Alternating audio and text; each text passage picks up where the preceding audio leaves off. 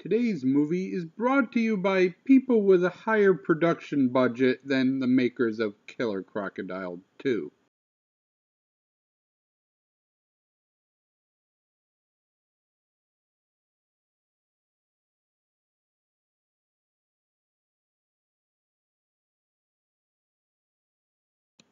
Our movie begins with a mother and daughter watching an alligator wrestling show.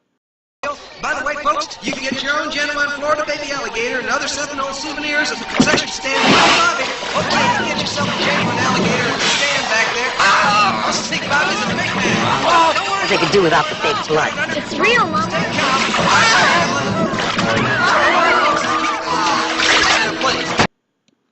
Seeing an alligator eat someone alive does not dissuade the little girl from wanting an alligator of her own.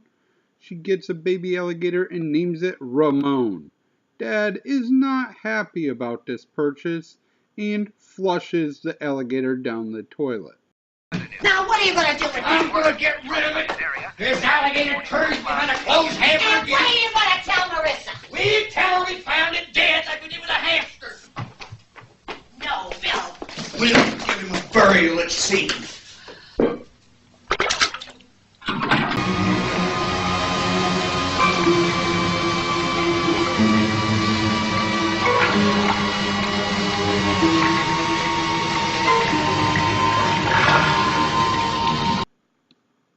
We skip to 12 years in the future where a cop, his dog has gone missing, so he goes to what is apparently the only pet shop in all of Chicago to buy a new dog, when he gets a call that a dead dog and a human arm was found in the sewage treatment plant.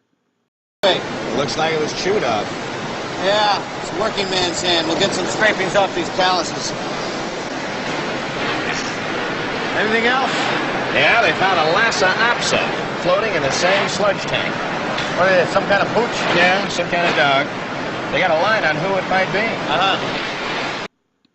Not only is the dog not his, it's also gigantic. You know, she has the same markings, the same color, everything. This fit her 2 months ago when I lost her. We quickly learn that it's the pet shop owner, not the alligator, stealing people's dogs.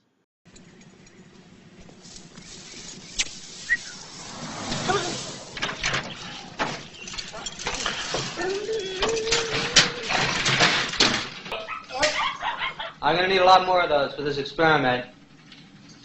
How about some cats? I got plenty of cats. Puppies. I also got a parrot I'd like to get rid of. Puppies. And we're through with those. You can dump them. We do learn that the alligator is involved, though, because the pet shop owner is disposing of these chemically enhanced dogs by throwing them in the sewer.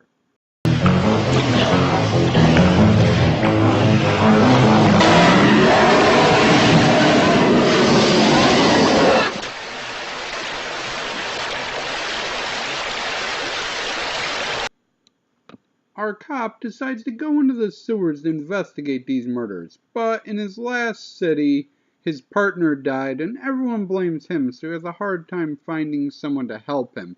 The only one that will do it is this jerk-off named Kelly.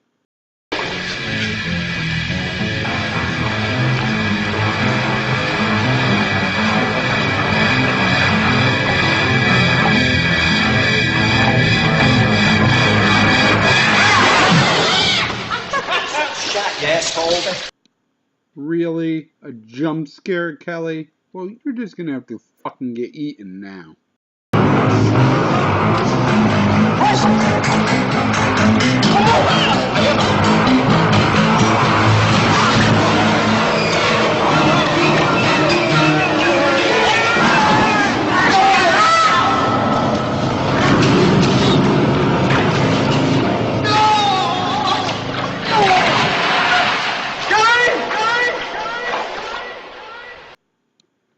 He goes to the leading reptile expert in the area tells her, hey, I saw a giant freaking alligator, and she's like, fuck off, alligators don't get that big in sewers, you idiot.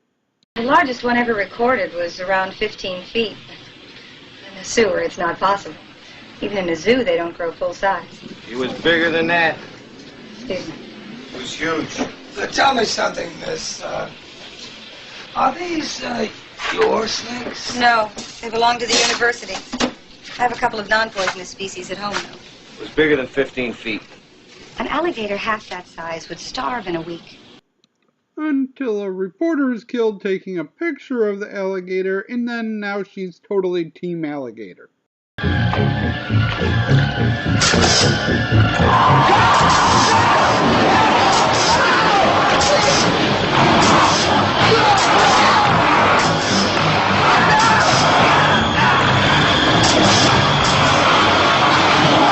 But as mayor, I tell you that no effort and no expense will be spared by this... Professor, herpetologist, author, and probably the leading authority here in the Midwest on reptile and amphibian life, as well as a native of our own city. Dr. Kendall, what animal is it? It's an alligator. Couldn't it be... There's no question. It's definitely an alligator.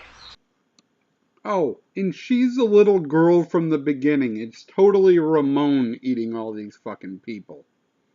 No, I had one once when I was little. An alligator. I just wanted to get us a call. My father found it dead one day, though, so I didn't get to keep it very long. His name was Ramon. It's approximately... The mayor calls in the SWAT team to go through the sewer looking for the alligator, but it works about as well as you would expect, and we finally get a good look at the gator.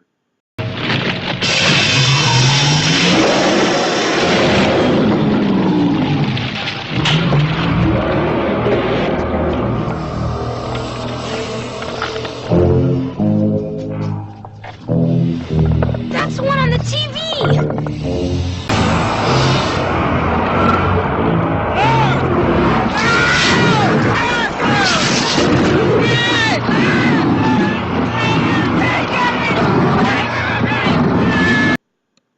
Our next step is to call in a gator hunting expert. Listen.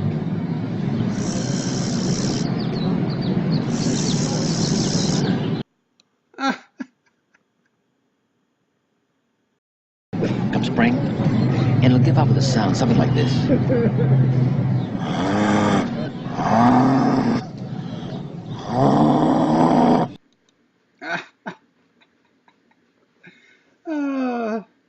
Fancy gator calls or not, he does find the gator, unfortunately for him.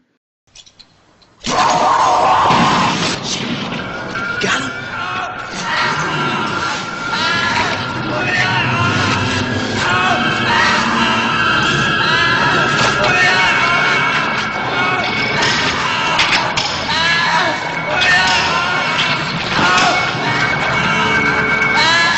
Come on, split. The alligator's killing spree is not quite done yet, though. The owner of the evil company gets his comeuppance when half of his family is eaten at a wedding.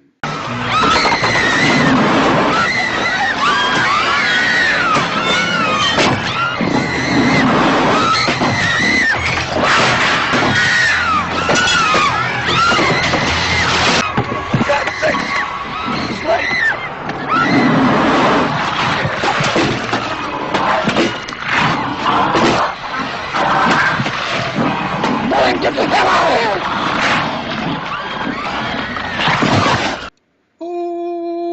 Overall, it's a movie about a killer alligator. What do you want from me, people?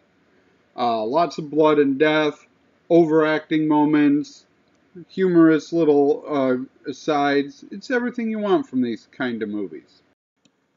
As tends to happen more and more these days as we approach 350 reviews, starting to get a lot of overlap. The director for this movie, Louis Teague, directed Wedlock, starring Rutger Hauer. The reporter interviewing the hunter guy is Sue Lyon. We watched her in Crash. And even the maid we see get eaten was the only fatality in Trick or Treats. Other than being about a giant killer reptile, this movie does have one other connection to Killer Crocodile 2, at least for our review purposes. You see, that's the first of 10 movies I've reviewed where a character just straight up asks another character if they want to have sex, when a woman in that movie says fear and near-death experiences heighten and arouse the reproductive organs. This movie has this line. We're gonna go to dinner now, right? Right. And all the while, I'm gonna be wondering whether or not you're gonna come back and spend the night with me. That's not exactly an answer. See, if I have to eat food and I'm worried about yes or no, it sort of hyper-excites my metabolic rate. Oh.